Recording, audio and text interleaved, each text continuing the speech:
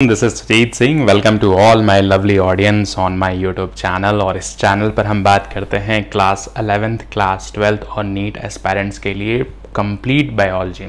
तो इस चैनल पर अभी तक बहुत सारे चैप्टर हमने धीरे धीरे अपलोड कर दिया है और अभी की जो करंट सीरीज चल रही है वो है प्लांट फिजियोलॉजी का first part, transport in plant, और ये इस सीरीज़ का थर्ड पार्ट है। ठीक है, तो अगर आपने अभी फर्स्ट एंड सेकंड पार्ट नहीं देखा है तो मेरे चैनल के प्लेलिस्ट में जा करके आप उन चैप्टर्स को देख सकते हो और वहाँ पर हमने बहुत ही इंपॉर्टेंट कॉन्सेप्ट्स को डिस्कस किया है। ठीक है, तो चलिए स्टार्ट करते हैं आज का टॉपिक। तो आज का जो टॉपिक है बेसिकली हमने लास्ट सेकंड पार्ट में हमने पैसिव ट्रांसपोर्ट को बहुत ही डिटेल्स में देखा था और आज हम एक्टिव ट्रांसपोर्ट मैकेनिज्म में बेसिकली हम यहाँ पर सोडियम पोटेशियम पंप के बारे में डिटेल में अंडरस्टैंड करेंगे।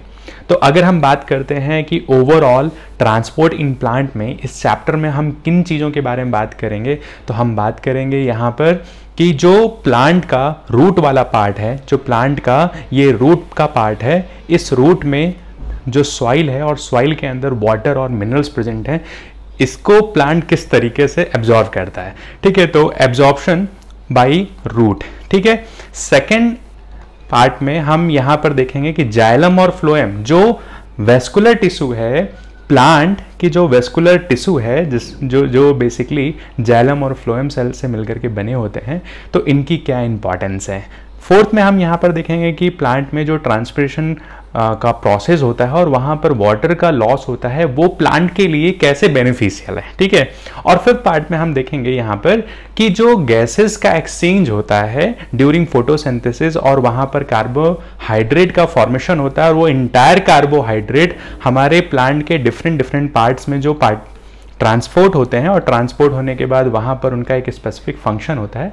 तो पूरे इस इंटायर चैप्टर में अभी तक हम लोगों ने बहुत ही डिटेल मैनर में ट्रांसपोर्ट को डिवीजन उनके डायरेक्शन के बेसिस पे, उनके डिस्टेंस के बेसिस पे, उनमें ट्रांसपोर्ट प्रोटीन के बेसिस पे जो डिवीजन है हमने उनको फर्स्ट एंड सेकेंड पार्ट में बहुत ही डीपली अंडरस्टैंड किया है और थर्ड पार्ट में हम इसके आगे की बात करते हैं।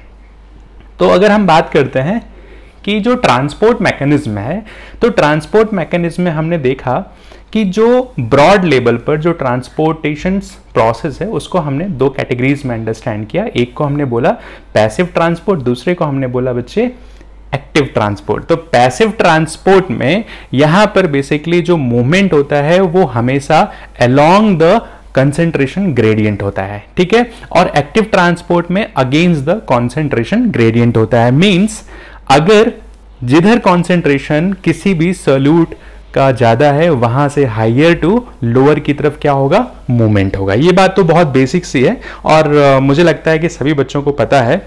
तो बेसिकली अगर हम बात करते हैं तो यहां पर ट्रांसपोर्ट प्रोटीन की अगर हम बात करते हैं तो हमने बात किया सिंपल डिफ्यूजन, जिसके अंदर कोई भी प्रोटीन का इन्वॉल्वमेंट नहीं होता है और यहां पर हाई कंसेंट्रेशन की तरफ से लोअर कंसेंट्रेशन की तरफ क्या होता है, मूवमेंट होता है। ठीक है, और यहां पर कोई भी ट्रांसपोर्ट प्रोटीन नहीं इन्वॉल्व होते, तो आप बोल सकते हो कि नो ट्रांसपोर्ट प्रोटीन। ठीक है, not involve any transport protein. अगर पैसिव ट्रांसपोर्ट में ही अगर ट्रांसपोर्ट प्रोटीन का इन्वॉल्वमेंट होने लगता है, उन्हीं ट्रांसपोर्ट प्रोटीन को हमने बात किया कैरियर और चैनल्स में। तो हमने यहाँ पर चैनल में open channels, leaky channels, gated channels के बारे में डिस्कशन किया था। और अगर हम बात करते हैं कैरियर की, तो यहाँ पर हमने सिम्पोर्ट एंटीपोर्ट के बारे में भी अंडरस्टैंड किया। तो पैसिव ट्रांसपोर्ट का जो मूवमेंट होता है हमेशा याद रखना अलोंग द कॉन्सेंट्रेशन ग्रेडियंट होता है, पहली चीज तो। ठीक है, दूसरी चीज अगर मैं बात करूं तो ये जो ट्रांसपोर्ट है इसी मैकेनिज्म को हम बोलते हैं डाउनहिल मैकेनिज्म। ठीक, अब यहां पर ट्रांसपोर्ट प्रोटीन में जिनमें ट्रांसपोर्ट प्रोटीन का इन्वॉल्वमेंट नहीं होता है उस ट्रांसपोर्ट मैकेनिज्म को हम बोलते हैं सिंपल डिफ्यूजन, और जिसमें ट्रांसपोर्ट प्रोटीन का इन्वॉल्वमेंट होता है उसको हम बोलते हैं फैसिलेटेड डिफ्यूजन। और दोनों ही कैसे हैं, तो डाउनहिल मैकेनिज्म हैं और साथ में यहां पर along the concentration gradient. Means हमेशा हाई कंसेंट्रेशन से लो कंसेंट्रेशन की तरफ क्या होगा, मूवमेंट होगा। ये बात सभी को क्लियर है। तो ये आपकी एक प्लाज्मा मेम्ब्रेन है और ये आपका एक्स्ट्रा सेलुलर फ्लूइड, ये आपका इंट्रासेलुलर फ्लूइड। तो यहाँ पर हमेशा जो मूवमेंट होगा अलोंग द कंसंट्रेशन ग्रेडियंट होगा। ये दो बातें बहुत इंपॉर्टेंट है कि पैसिव ट्रांसपोर्ट में डाउनहिल मैकेनिज्म अप्लाई होता है और अलोंग द कंसंट्रेशन ग्रेडियंट होता है, और जिसमें ट्रांसपोर्ट प्रोटीन की इंपॉर्टेंस है तो उसे हम बोलते हैं फैसिलिटेटेड डिफ्यूजन, और जिसमें नहीं है उसको हम बोलते हैं सिंपल डिफ्यूजन। तो अगर हम दूसरे पार्ट की बात करते हैं एक्टिव ट्रांसपोर्ट, तो यहां पर एक्टिव ट्रांसपोर्ट को इस डायग्राम को समझाने से पहले मैं एक छोटा सा कॉन्सेप्ट दे देता हूं आपको कि जो यहां पर एक्टिव ट्रांसपोर्ट हो रहा है, इस पूरे ट्रांसपोर्ट में बेसिकली किसका यूज हो रहा है, तो यहां पर with the help of transport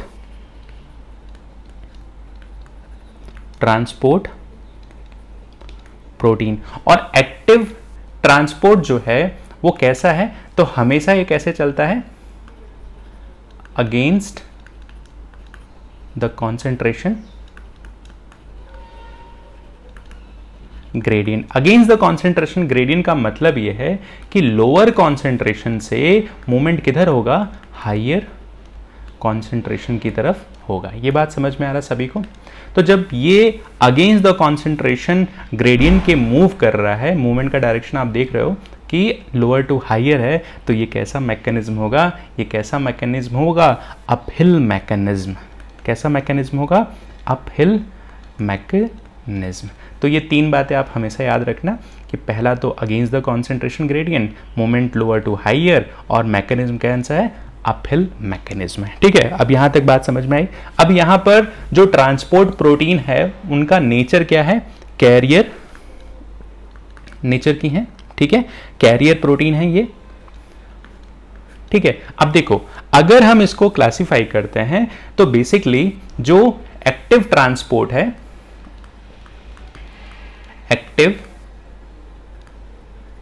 transport है, ये जनरली दो डिफरेंट टाइप्स में डिवीजन है। एक को बोलते हैं बच्चे प्राइमरी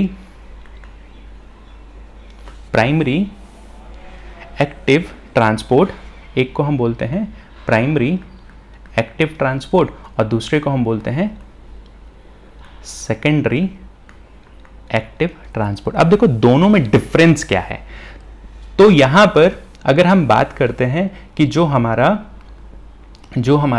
एक्टिव ट्रांसपोर्ट है, इसके अंदर ट्रांसपोर्ट प्रोटीन इन्वॉल्व हो रही है, और ट्रांसपोर्ट प्रोटीन का नेचर क्या है बच्चे, कैरियर। और कैरियर ट्रांसपोर्ट प्रोटीन हमेशा, क्योंकि movement against the concentration gradient है, तो यहाँ पर इस तरह के मूवमेंट के लिए क्या रिक्वायरमेंट होगा, तो रिक्वायरमेंट क्या होगा, एनर्जी यूज होगी। रिक्वायरमेंट क्या होगा, एनर्जी यूज होगी। अब इसी एनर्जी के यूज के बेसिस पे ही प्राइमरी और सेकेंडरी एक्टिव ट्रांसपोर्ट मैकेनिज्म को डिवाइड किया गया है। तो यहां पर जो प्राइमरी एक्टिव ट्रांसपोर्ट है, यहां पर एनर्जी डायरेक्ट यूज होगी। कैसा होगा, डायरेक्ट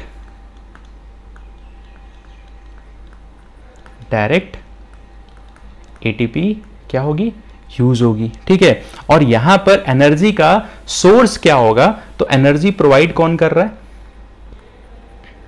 एनर्जी प्रोवाइड कौन कर रहा है, तो एटीपी के फॉर्म में ये एनर्जी या लाइट के फॉर्म में ये एनर्जी यूटिलाइज होगी। बात क्लियर है सभी को। अब देखो सेकेंडरी एक्टिव ट्रांसपोर्ट मैकेनिज्म में जो एनर्जी का यूज है ना, वो डायरेक्ट एनर्जी यूज नहीं होती है, यहां पर एनर्जी यूज होती है इनडायरेक्ट फॉर्म में। ठीक है, तो यहां पर इनडायरेक्ट फॉर्म में एनर्जी का क्या होता है, यूज होता है, और यहां पर जो इनडायरेक्ट फॉर्म ऑफ एनर्जी का जो यूज होता है वो बेसिकली इलेक्ट्रोकेमिकल प्रोटॉन ग्रेडियंट के फॉर्म में यूज होता है। तो इलेक्ट्रोकेमिकल प्रोटॉन ग्रेडियंट, जिसको हम शॉर्ट फॉर्म में ECGP बोलते हैं। तो यहां पर जब इलेक्ट्रॉन का मूवमेंट होता है और उस मूवमेंट की वजह से जो एनर्जी जनरेट होती है, वो एनर्जी जो है यूज हो रही है, तो उस तरह के ट्रांसपोर्ट मैकेनिज्म को आप बोलते हो सेकेंडरी एक्टिव ट्रांसपोर्ट। और जब एनर्जी डायरेक्ट फॉर्म में यूज हो जा रही है, डायरेक्ट एटीपी के फॉर्म में ही अगर यूज हो रही है बच्चे, तो उसे आप बोलते हो प्राइमरी एक्टिव ट्रांसपोर्ट। तो ये मेन डिफरेंस है प्राइमरी एक्टिव ट्रांसपोर्ट और सेकेंडरी एक्टिव ट्रांसपोर्ट, और इसी चीज को हम आगे डिटेल्स में और देखने जा रहे हैं। और इसका बेस्ट एग्जांपल क्या है बच्चे, तो इसका एग्जांपल को आप पढ़ोगे सोडियम पोटेशियम पंप। ठीक है, तो जो यहां पर आप डायग्राम में देख रहे हो, तो बेसिकली आप देखो कि जो ये मूवमेंट है ना, मूवमेंट कैसे हो रहा है, तो लोअर टू हायर कॉन्सेंट्रेशन की तरफ ही हो रहा है। आप ध्यान से देखो, हर जगह जो मूवमेंट हो रहा है लोअर टू हायर कॉन्सेंट्रेशन की तरफ ही हो रहा है। एरो जो है वो रिप्रेजेंट कर रहा है movement of ions, movement of solute या जिस भी चीज का ट्रांसपोर्ट अक्रॉस द प्लाज्मा। ये क्या है, अक्रॉस द प्लाज्मा मेम्ब्रेन। तो अब देखो यहां पर अगर हम प्राइमरी ट्रांसपोर्ट मैकेनिज्म को देखते हैं और सेकेंडरी ट्रांसपोर्ट मैकेनिज्म को देखते हैं, तो यहाँ पर जो एनर्जी यूज हो रही है ना, वो डायरेक्ट किस फॉर्म में हो रही है, आपको डायग्राम में दिख रहा होगा बच्चे कि ये डायरेक्ट जो है ना एटीपी के फॉर्म में हो रही है। कैसे फॉर्म में हो रही है, तो एटीपी डायरेक्ट फॉर्म में यूटिलाइज हो रहा है। ठीक है, तो देखो यहाँ पर प्राइमरी एक्टिव ट्रांसपोर्ट में जो ट्रांसपोर्ट प्रोटीन है उन्हीं को हम बोलते हैं क्या, ये पंप नेचर के हैं। और सेकेंडरी एक्टिव ट्रांसपोर्ट में जो एनर्जी का यूज हो रहा है वो इनडायरेक्ट फॉर्म में, और यहाँ पर ट्रांसपोर्ट प्रोटीन कैरियर फॉर्म में हो रही है। ठीक है, तो ये बात हमेशा आप याद रखना कि प्राइमरी एक्टिव ट्रांसपोर्ट में जो ट्रांसपोर्ट प्रोटीन है उन्हीं को आप बोल रहे हो पंप। ठीक है, और सेकेंडरी एक्टिव ट्रांसपोर्ट में जो प्रोटीन यूज हो रही है उन्हीं को आप बोलते हो कैरियर प्रोटीन। और यहाँ पर एनर्जी के फॉर्म में भी डिफरेंस है। प्राइमरी एक्टिव ट्रांसपोर्ट में direct form of energy utilize हो रही है एटीपी के फॉर्म में। ठीक है, तो एटीपी के फॉर्म में एनर्जी यूटिलाइज हो रही है। सेकेंडरी एक्टिव ट्रांसपोर्ट में जो एनर्जी यूज हो रही है ना बच्चे, वो इनडायरेक्ट फॉर्म में हो रही है। कैसा हो रहा है, इनडायरेक्ट फॉर्म में हो रही है। और यहाँ पर इलेक्ट्रोकेमिकल प्रोटॉन ग्रेडियंट की हेल्प से एनर्जी का यूटिलाइजेशन हो रहा है। प्राइमरी एक्टिव ट्रांसपोर्ट में डायरेक्ट फॉर्म ऑफ एनर्जी क्या हो रही है, यूज हो रही है। ये बात हमेशा याद रहेगा आप सभी को। अब देखो अगर हम बात करते हैं कि सोडियम पोटेशियम जो पंप है, सोडियम पोटेशियम जो पंप है, जिसको हमने अभी यहां पर अंडरस्टैंड किया कि ये एक तरह का क्या है, तो प्राइमरी एक्टिव ट्रांसपोर्ट में जो ट्रांसपोर्ट प्रोटीन है उसको हम बोल रहे हैं बच्चे क्या, पंप। बात क्लियर है। अब देखो सोडियम पोटेशियम पंप का काम क्या है, तो यहां पर सोडियम पोटेशियम पंप के स्ट्रक्चर्स को हम देखेंगे और ट्रांसपोर्ट मैकेनिज्म को भी देखेंगे कि जो सोडियम और पोटेशियम आयन का जो ट्रांसपोर्टेशन हो रहा है वो किस तरीके से हो रहा है। क्योंकि ये पंप है तो कैसे काम करेगा, अगेंस्ट द कॉन्सेंट्रेशन ग्रेडियंट के फॉर्म में काम करेगा। ठीक है, मींस हमेशा लोअर टू हायर कॉन्सेंट्रेशन की तरफ क्या होगा, मूवमेंट होगा। ये क्या हो रहा है, मूवमेंट हो रहा है या फ्लो हो रहा है। तो अगर सोडियम पोटेशियम पंप के स्ट्रक्चर को आप देखो तो बेसिकली सोडियम पोटेशियम पंप जो है वो यहाँ पर 4 आइसोफॉर्म मींस अल्फा सब यूनिट से मिलकर के बना होता है पहली चीज तो, और 4 आइसोफॉर्म है मींस अल्फा 1, अल्फा 2 और अल्फा 4। ठीक है, तो 4 अल्फा सब यूनिट और बीटा सब यूनिट से मिलकर के बना है, जिसके अंदर अल्फा की 4 यूनिट और बीटा की 3 यूनिट होती है। तो सोडियम पोटेशियम पंप की अगर हम बात करते हैं तो अल्फा 4 और बीटा 3 की आइसोफॉर्म्स यूनिट्स प्रेजेंट होती हैं, और यही इनकी क्या है, सब यूनिट्स हैं। यही इनकी क्या है, सब यूनिट है। तो आपके नीट के एग्जाम में पूछा जा सकता है कि सोडियम पोटेशियम पंप में कितने फॉर्म ऑफ अल्फा सब यूनिट होते हैं और कितने फॉर्म ऑफ बीटा सब यूनिट्स होते हैं। तो हमेशा याद रखना कि जैसे हीमोग्लोबिन में अल्फा 2 बीटा 2 सीड्स प्रोटीन्स होती है ना, उसी तरीके से यहाँ पर जो प्रोटीन है वो अल्फा 4 और बीटा 3 के फॉर्म में प्रेजेंट है। अब देखो अगर सोडियम पोटेशियम एटीपेज, इसकी अगर हम बात करते हैं कि इसका फंक्शन क्या है, तो इसका फंक्शन हमेशा याद रखना कि maintaining of the low sodium and high potassium ion को क्या करके चलता है, ये मेंटेन करके रखता है। ठीक है, और साथ में साथ अगर हम बात करते हैं कि सोडियम पोटेशियम एटीपेज या पंप का जो मेन काम है, तो ये रेस्टिंग पोटेंशियल में मेम्ब्रेन को रेस्टिंग पोटेंशियल होने में हेल्प करता है। ठीक है, हमेशा याद रखना कि ये मेंटेन करता है किसी भी सेल को रेस्टिंग पोटेंशियल स्टेज में स्टेबल रखने के लिए। ठीक है, साथ में ये क्या करता है, तो न्यूट्रिएंट्स को भी इंपोर्ट करता है सेल के अंदर, और साथ में ये रेगुलेशन ऑफ सेलुलर वॉल्यूम को भी रेगुलेट करता है।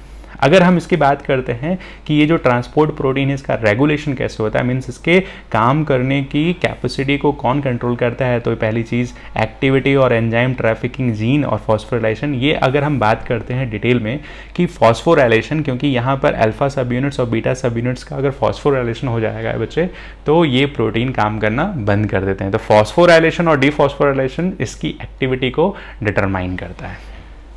ठीक है, तो अगर हम बात करते हैं कि इसके स्ट्रक्चर्स कैसे होते हैं, तो ये जो है सोडियम पोटेशियम पंप, ये पंप जो है ना बच्चे बेसिकली होता क्या है कि अगर आप ध्यान से देखो तो ये आपका एक्स्ट्रा सेलुलर है, मींस एक्स्ट्रा सेलुलर फ्लूइड है।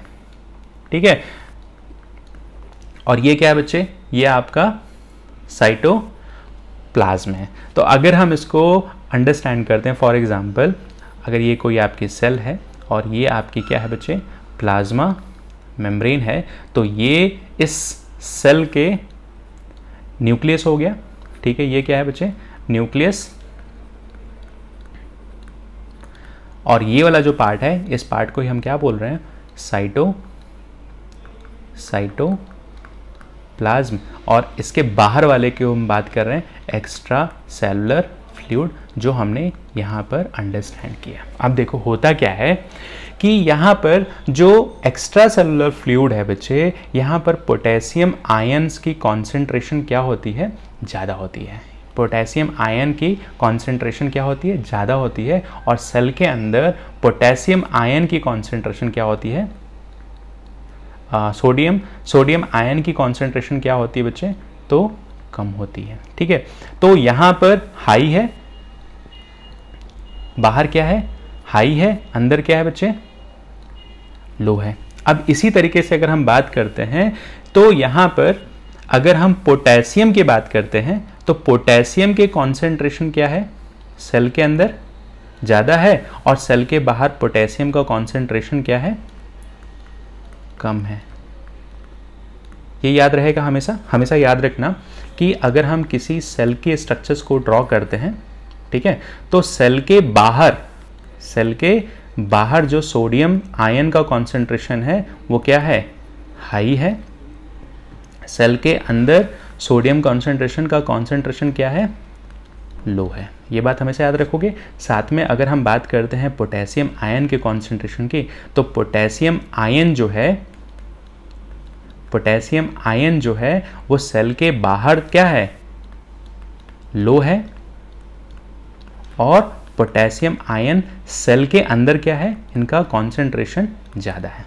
अब इसी बात को ध्यान से देखना। तो सोडियम पोटेशियम पंप जो है ना वो प्लाज्मा मेम्ब्रेन पर प्रेजेंट है। कहाँ प्रेजेंट है, तो सोडियम पोटेशियम पंप ये प्रेजेंट है आपका मेम्ब्रेन पर।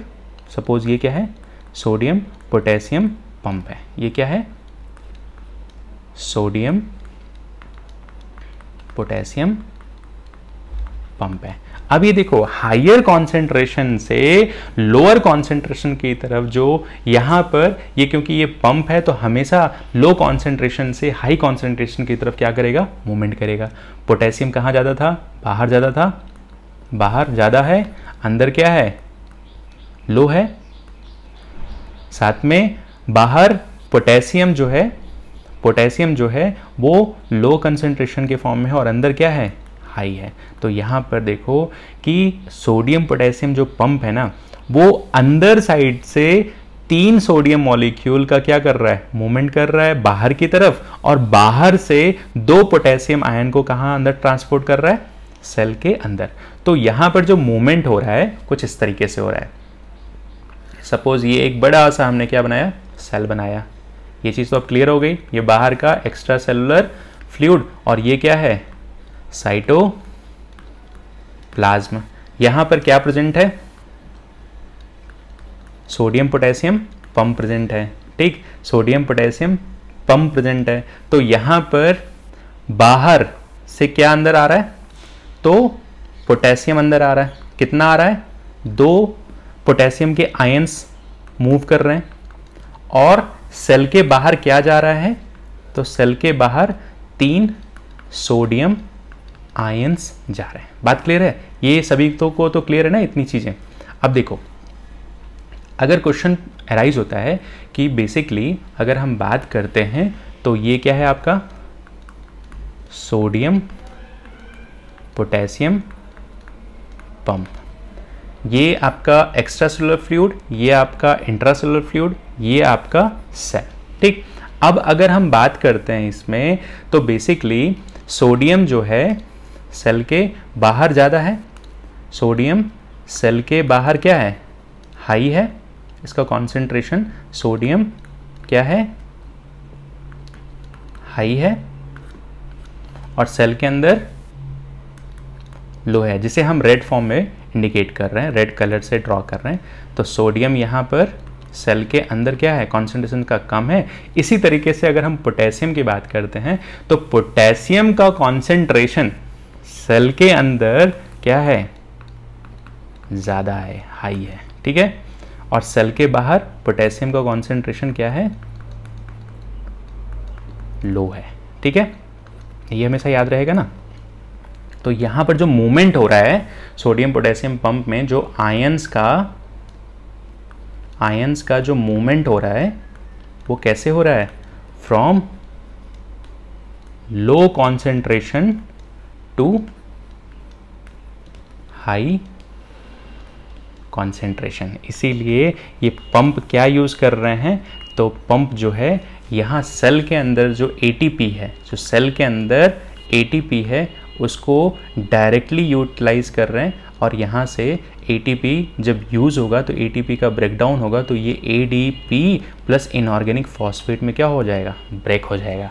तो पंप जो है इसकी जो फंक्शन है ये बेसिकली एनर्जी डिपेंडेंट प्रोसेस है। ठीक है, और ये एनर्जी किस फॉर्म में यूटिलाइज हो रही है, तो ये आपकी एटीपी के फॉर्म में डायरेक्ट यूटिलाइज हो रही है, इसीलिए इसको हम बोल रहे हैं प्राइमरी एक्टिव ट्रांसपोर्ट। ये बात सभी को क्लियर है बच्चे? अगर आपको ये चैप्टर से कुछ लर्न करने को मिल रहा है तो इस चैनल को अपने फ्रेंड सर्कल में ज़्यादा से ज़्यादा लोगों तक शेयर करो, ताकि सभी बच्चों का बेनिफिट हो सके। और मेरा एक ही एम ऑफ टारगेट है कि सभी बच्चों को फ्री एजुकेशन मिले। आज डिजिटल एरा के टाइम में सभी बच्चों को फ्री एजुकेशन मिले। Thank you.